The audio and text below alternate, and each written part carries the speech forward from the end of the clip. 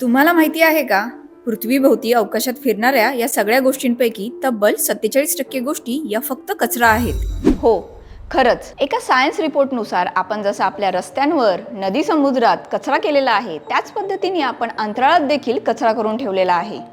या कचऱ्यामध्ये आहेत जुने निकामी झालेले सॅटेलाइट्स म्हणजे उपग्रह, रॉकेटचे सुटे भाग, स्पेसमध्ये सुटलेले नटबोल्ट आणि पेंटचे तुकडे. आपण जेव्हा कोणताही उपग्रह पृथ्वीच्या कक्षेत सोडतो तेव्हा त्यासोबत इतर सामुग्री म्हणजे रॉकेट्स, उष्णताविरोधी कवच वगैरे गोष्टी सोबत जातात. एकदा अवकाशात गेल्यावर त्या निरुपयोगी ठरतात आणि त्या तशाच तिथे सोडून दिल्या जातात. सध्याच्या आकडेवारीनुसार किमान 12,550 कचऱ्याचे तुकडे पृथ्वीभोवती फिरत आहेत आणि त्यांचं वजन आहे 15,550 टन.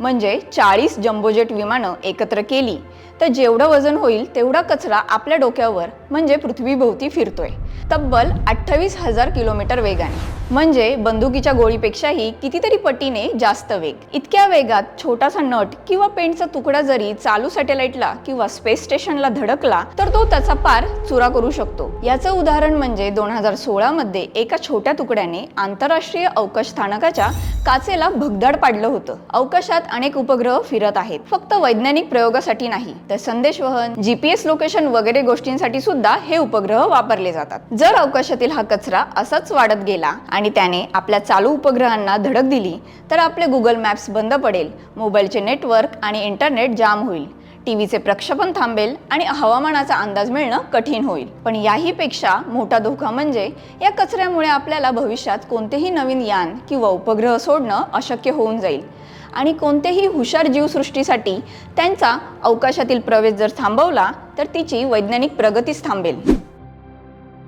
त्यामुळे या कचऱ्याच्या तुकड्याचा माग ठेवण्यासाठी नासा आणि इसामध्ये एक स्वतंत्र विभागच आहे. चीनने या कचऱ्यापैकी 34%, तर अमेरिका आणि रशियाशी संलग्न कॉमनवेल्थ इंडिपेंडंट स्टेट्स या गटाने प्रत्येकी 31% कचरा केलाय. आणि यावर उपाय म्हणून शास्त्रज्ञ आता अंतराळात रोबोटिक आर्म, मोठी जाळी आणि अगदी भाले पाठवून हा कचरा पकडण्याचा प्रयत्न करत आहेत. त्यामुळे तो कचरा पृथ्वीच्या वातावरणात आणून जाळून नष्ट करता येईल. पण यात अजूनही पूर्ण यश आलेलं नाही.